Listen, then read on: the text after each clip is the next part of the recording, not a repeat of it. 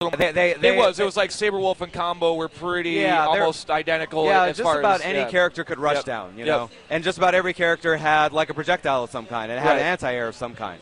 So the idea that we sorry, go on. No. The idea that we approach this with is like, okay, how do we make each character's gameplay style a little bit more unique, more individual? So, so we started to think about this pyramid of like range zoner, rush down, and grappler, and then kind of like hybrid. And we decided that, okay, each one of these characters is going to fall into one of those categories. So if you look at Saberwolf, he's like, you know, kind of like the original game. He's like a classic, you know, just aggressive rush down character. He can do, his moves are really fast. You see this naked aggression that Dan's pulling off right now, and he's like very true to that. And then you look at a character like Glacius, though, and we approached him very differently. Glacius is like a very classic zone-style character. He's a bit slower, but he has a lot of long-range moves. He has a lot of setups with his hail, and he's about mind games, keeping the opponent away, and then trying to set him up. And even in the classic, I remember Glacius kind of being that type of, not so much a zone character, but like a mind game character with the like uppercuts behind and front, behind and front, all over the place. So he had a bit of that. So we really extended that. We really took that philosophy and took it to its logical extreme with him, and it makes him a really interesting, really kind of cool character to play. You know, very different. Yeah, nice, well done. You know, very different, a bit different than he was in the past, but, you know, still a lot of recognizable moves like the puddle punch, but new moves like the hail, his projectile move that he can hold and that will hit the opponent from the air as opposed to like a direct projectile. Right, and I was already reading about this. One of Thunder's, I forgot the exact name of the move, now can actually like float right through that. With the right timing. And So let's look at Thunder. So Thunder, we decided, hey, he'd be perfect to be a grappler. So, you know, what moves can we bring back that makes sense? And what moves do we have to add, you know, to make him an effective kind of grapple striker kind of character? Right. So, you know, the moves that are from the original game that people will recognize are his Samamish, you know. So that move. Everyone remembers that move. Yep. But we added a little bit of a twist on it, you know. So I don't know if you saw it, but there's like I did a stomp afterwards. So you could do like a regular Samamish, you know, and it's an anti-air move. But we added a stomp afterwards. To kind of make his game a little bit more interesting, and to give him also like some mobility options. So it's good to, you know, it's good as like a follow-up if you actually hit the opponent, you know, with the Samamish, with the stomp. So, you know, you do some extra damage, it looks cool, whatever. But say I'm across the screen, I'm a grappler, I want to get inside. Right. How do we give a grappler some options to get inside? So if you look right now, I could do my heavy Samamish, and I travel a decent distance, but I'm kind of open afterwards. But if I do my stomp afterwards, I cover a lot of ground. So I'm basically in Saberwolf's face, like immediately. And that's really important for his new signature move, his Call of the Earth. Yeah. Oh, nice. The X. All right. So this move, that is his command grab. That's what's establishing him as like this scary kind of grappler style character. So that's a new move that he has. Another new move that he has is his leg slicer. So basically he dashes back and then dashes in really quickly. So it's a way. Slow. Yeah, it's slow, but it's a way to kind of bait out an attack, jump back and then jump in, and then again you're in the opponent's face and you can start a combo. Okay. Now, what kind of makes me happy seeing this in action, you know, when I think grappler, I'm thinking, you know, like Zangief, you know, 360 rotations, things like that. Yeah. It seems like he's a little different, has a little more speed, and still has some basic moves that aren't just grapples. Yeah, that's a really great way to describe it. Yeah. He's a killer instinct grappler. Okay. We don't want the inputs to get in the way of you know, having really getting to the core of what the character is. Right. So he doesn't have a 360 input. It's just a basic quarter circle back for his command throw. And just about all the characters in the game are like that. You know, the most complex move we have is a Dragon Punch style move. You know, forward, down, down, forward. You know, so no 360s. You know, and even Saberwolf. You know. His moves are back, forward, down, up. He used to be a charge style character, but now there's no charge, you know. And that was one of the things that I kind of had to wrap my head around is you don't have to charge anymore. It's just a simple back forward. Simple back forward, and it allows the Saberwolf character like Dan. Dan is like he's like a pro Saberwolf character. He's super aggressive, and it totally suits his style. He doesn't have to worry about charging. He's just like, hey, when can I stick out my next move? Well, I think that was one of the small issues with Killer Instinct. It was so easy to tell, you know, if somebody's going to throw out a move because they're kind of just sitting there for a second waiting for that charge. Yeah, totally.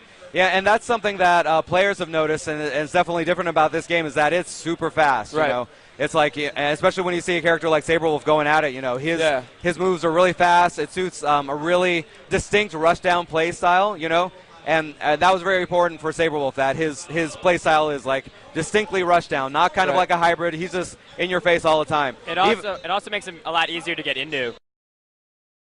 Because if he's no longer charged, it's a lot easier for a new player to hop in and back forward. They can. And I will say, having people like I said, I have an arcade machine in my house, and every once in a while, you know, like beat up my friends or whatever. But it is, I don't know why. I guess it's a fighting game thing, but it is hard for them to understand. I'm like, no, you have to hold it for a couple seconds, then hit forward. Yeah, it's definitely one of the hardest things for new players is that charge input. Really? Okay. To me, it seems like second nature, but I guess, you know, so. Yeah, like we're used to the timing, but like for a new person, it's like how do I know how long I have to charge? Right. Well, and then for that too, if you're playing Saberwolf, it'd be like back forward, and then a button, and then you still have to charge forward, and then hit back. So that's slick. Now, does Saberwolf still? So is that still how the link setup works? Is like if you hit back forward, linker, then forward back, or is it a little bit different than that? Well, it's basically all the linkers are basically special moves. So you just repeat like whatever special move it is. So like with Saber, he has this move, a Ragged Edge. He dashes forward with his claws. So basically, instead of the reverse, now it'd be like back forward, linker, then back forward again, and then back forward. Or then down up. His anti-air is a down up style move. And you use that, you know, as an ender. Most of those moves are also enders. You just have to use the hard punch or hard kick version of that move to end. And ending is super important. I don't know if you're noticing on the screen when damage is being done, but I'm gonna start a combo, and you'll notice on the life bar that a lot of there's this big white thing. And basically that's potential damage. And in order to cash in that potential damage, I have to do an ender. So if I don't, then that potential damage is just sitting there, and it gradually goes away. So it'll encourage. So you're like, oh, there's all this damage sitting on the table. Yeah, dude. And now I was going to ask about this too. The bar, like over the combo meter, there is. What is that all about? Okay, the bar over the combo. Oh, right here. Yeah. Yep. Okay, the with bar, the green lights right there. That's called the bar that's filling up right there is called our KV, our knockdown value. Okay. And basically, once that fills up, the combo drops. So the more moves you do, the more it fills up. And then like the closer it gets, you're like, oh crap, I gotta end it. You know, or else I'm going to lose all of this damage I could potentially do. Oh, really? Yeah. So if you push that too far. Yeah, you'll get knocked out of the combo, and then you'll see that potential damage that you could have had, and it's just sitting there. Now, originally, before our latest build, that potential damage would go away immediately. But now it kind of sits there and it kind of goes down. So do you have a chance to jump back in? You have the chance to jump back in. If you can jump back in and even do a small combo and do an ender, you get all of that damage. You can still get all that back. All that damage comes back. That. So it encourages a really aggressive playstyle, which is also really important for us. That Killer Instinct is all about aggression, getting into the opponent's face, doing cool stuff. And we wanted to find ways to encourage that even more. Right on. And we also wanted to find a way to make sure that matches weren't going too long. That's one thing we noticed at EVO is that there were a lot of combo breakers. Matches were going too long. Sometimes they would time out, so we're trying to figure out ways to combat that. And the new way that we're treating potential damage is a good way to deal with that. So there's all that damage is sitting there that could be done. Not only does it mean that damage could all go away, could all happen at once, it also encourages the player who could do that potential damage to get in there and attack. Oh, awesome. You know? Okay. Yeah. I am not sure if our mics are on anymore. Oh, really? Yeah, it went really quiet. Are we on? Okay. So I just couldn't hear myself, so I'm like, I feel like I'm deaf. Yeah. All right. Another thing, too, I know recently there was another character tease. Yep.